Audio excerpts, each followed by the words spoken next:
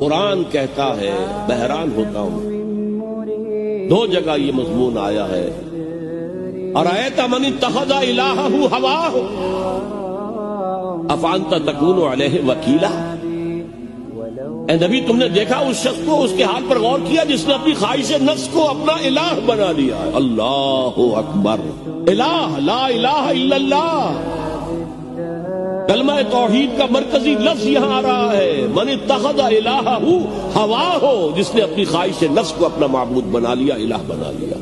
افانت تکون علیہ وکیلا، کیا آپ ایسے شخص کی کوئی ذمہ داری لے سکتے ہیں؟